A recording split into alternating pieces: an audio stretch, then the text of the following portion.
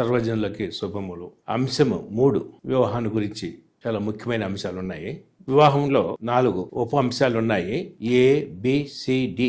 3 వివాహం అంటే ఏమిటి, బిలో దేన్ని వివాహం అంటారు, వివాహ అంశాలు ఏమిటి. వివాహ అంశాలు 5 అంశాలు ఉన్నాయి. 5 అంశాల్లో 3 విడనాటటం, 3 హత్తుకొనుట ఏక శరీరం, 3 దిగంబరత్వము కూడుట. ముఖ్యమైన అంశాల గురించి మనం చర్చించుకుందాము. 3 వివాహ సారాంశము, 5 అంశాలు, వివాహ ఆశయాలు, పని, ధ్యేయం. వివాహం అంటే డాక్టర్ పరిభాషలో వేడి నీళ్లకు చన్నీళ్ళ, లాయర్ పరిభాషలో చట్టబద్ధమైన ఒప్పందమా, వ్యాపారి దృష్టిలో అదృష్టానికి పరీక్ష, కవి పరిభాషలో ప్రేమ యొక్క చివరి తెర, రచయిత యొక్క పరిభాషలో చాలా కాలం ప్రేమ వ్యవహారానికి తాత్కాలిక ముగింప, కాలేజీ విద్యార్థికి ఉద్యోగపూరిత లైంగిక సంబంధమా, వెండితెర నటులకు సంతోషం కనుగొనడానికి ప్రయత్నమా. వివాహం అనేది ఒక కళ, ఒక ముఖ్యమైన నిర్ణయం, ఒక ముఖ్యమైన వ్యాపకం. జీవితంలో అతి ముఖ్యమైన నిర్ణయం వివాహం. ప్రేమ లేకుండా ఏ దంపతులు కలిసిమెలిసి సంతోషంగా జీవించలేరు. ఉమ్మడి ధ్యేయం కొరకు కొన్ని వదులుకోవాలి. ప్రేమ, గౌరవం, విశ్వనీయత వివాహానికి పునాది. ఇద్దరికి వివాహంలో గౌరవం ఉంటుంది. స్థిరమైన మారంటి పరోపకారమే. వివాహ సారాంశం వేదాలు చూసినట్లయితే ముఖ్యంగా 5 అంశాలు ఉంటాయి. వివాహం అంటే విడనట, వియోగం, వదులు చేసుకోవటం అని అర్థం. హత్తుకొనుట, సంయోగము అంటే అంటుకొని ఉంటుట. ఏకశరీర లగుట, ఏకత్వాన్ని సాధించాలా, దాన్ని సమన్వయం అంటాం. దిగంబరత్వము అంటే దాపరికము ఉండకూడదు, భార్యాభర్తల మధ్య పారదర్శకత, పారమిత్ర ఉండాలా. కూడుట అంటే శారీరక సంబంధం ఉండాలా, అన్ని పరిపూర్తి చేయటం అంటాము. వివాహం యొక్క ఉద్దేశం ఏమిటి? ఎండ్స్ ఆఫ్ మ్యారేజ్, నిబంధన, శాశ్వత బంధము, అవధో లేని ప్రేమ, ప్రత్యేకమైన స్నేహము, ఒకరికొకరు ఆద్యంలోకి వచ్చుట. భవిష్యత్తులో అన్ని పరిస్థితులకు ప్రేమకు మాట పట్టు. అంతేకాకుండా 3 అంశాలు ఉన్నాయి. సహచర్యము, సంక్షేమము, ఫలించుట ఉండును. సహచర్యం అంటే పరస్పర ప్రేమ, భార్యాభర్తల యొక్క సంక్షేమం ఉంటుంది వివాహంలో. అంతేకాకుండా ఈ వివాహం వల్ల ఫలించుట ఉండును అంటే సంతానోత్పత్తి, అంటే పవిత్రతకు, ప్రేమ సేవకు, జీవసేవకు విడుదల. అంతేకాకుండా వ్యక్తిగత రక్షణకి ఇది ఒక వాహనము వివాహము. వివాహము దేని కొరకు? 1 భౌతిక, మానసిక, ఆర్థిక, ఆధ్యాత్మిక విజయం. దాంపత్య ప్రేమ సేవకు, జీవసేవకు చెందిన దివ్య సంస్కారం. అంతేకాకుండా కుటుంబం పట్ల కారుణ్య పరిచర్య, అంటే భాగస్వామి గాయాల్ని మాన్పుట, తలాంతులను వెలుగులోకి తెచ్చుట, ప్రోత్సహించుట, సహించుట, క్షమించుట ఉంటుంది. అంతేకాకుండా వ్యక్తి వికాసం ఉంటుంది. బంగారు భవిష్యత్తుకు కూడా ఇది వివాహం అనేది రాజబాట. కుటుంబ నిర్మాణం అనేది మూలము వివాహము.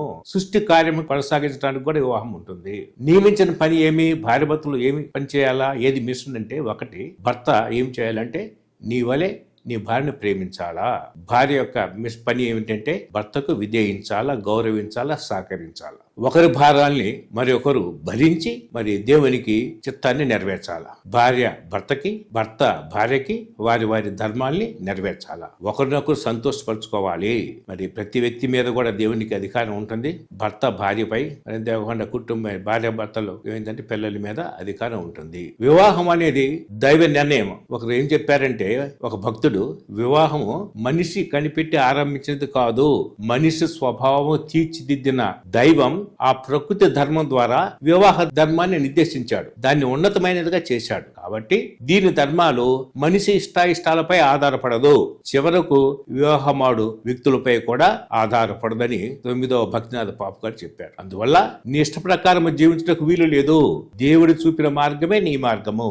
వివాహం యొక్క విధి విధానాలు ఏమిటి? Demands of marriage. 1 శాశ్వతమైన ప్రత్యేక స్నేహము, శృంగార ప్రేమ, చేయవలసిన విధి మరియు సేవలు, ప్రేమ బంధము మరియు ఒకరు ఆధీనంలోకి వచ్చుట. మాటలతో, చేటలతో నిజాయితీ ఉండాలా, మత్సలేని శీలత ఉండాలా, సానుభూతి, సమస్య ముఖ్యం కూడా ఉంటుంది.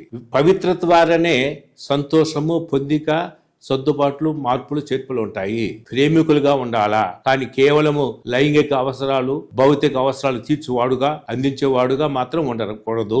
భౌతిక ఆకర్షణతో పాటు ఆధ్యాత్మిక స్నేహం అనేది ముఖ్యము వివాహంలో. వివాహం అనేది ఒక సాంగ్యమే కాదు, ఒక దివ్య సంస్కారం. వివాహంలో సమభూమి ఉండాలా, అవసరం. ఇద్దరికి వివాహం అనేది ఒక ఉపకారమే. ఉన్నత ధ్యేయాలు ఏమిటి?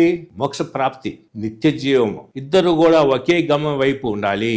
ఆధ్యాత్మిక ప్రయాణములో మరి భూలోకములో ప్రేమ సేవ, జీవ సేవ ఉంటుంది. ఒకరినొకరు క్షమించుకోవాలా, ప్రేమించుకొనొచ్చు, రక్షించుకొనొచ్చు, పవిత్రపరచుకొనొచ్చు, బోధించుకొనొచ్చు, సర్వదా సంతోషించుము, కృతజ్ఞతతో ఉండాలా, ఇద్దరు కలిసి ప్రార్థన ఉండాలా. వివాహ ఉద్దేశము గమ్యం ఏమిటి? పవిత్ర ద్వారానే సంతోషం. ముఖ్య ఉద్దేశం ఏమిటి?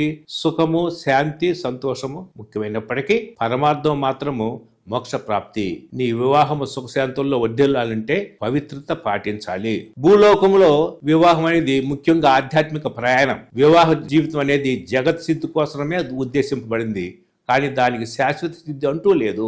ఉత్తాన జీవితంలో స్త్రీ పురుషులు వివాహం చేసుకోరు, పరలోకంలో దూతలుగా ఉంటారని, మరి దేవుని బిడ్డలని మరి బైబిల్ చెబుతా ఉంది. ఇద్దరు కూడా త్యాగంతో ఉండాలా, ఇద్దరు కూడా దేవుని యొక్క మనస్తత్వం కలిగి ఉండాలా, చివరికి పునీతులుగా మనం జీవించాలా. మరి అర్థం కాని సంగతులు 4 ఉన్నాయంట. అందులో ఒకటి ఏంటంటే భార్యాభర్తలు పొందికగా జీవించడం అనేది అర్థం కాని సంగతులు. అంతేకాకుండా మరి పురుషుడు మరి స్త్రీని వలచే తీరు కూడా అర్థం కాదు. విడాకులన్నీ దేవుడికి అసహ్యంగా ఉంటుంది. అంతేకాకుండా వివాహం అనేది దంపతులకి నరులకు కూడా చాలా ఇష్టము.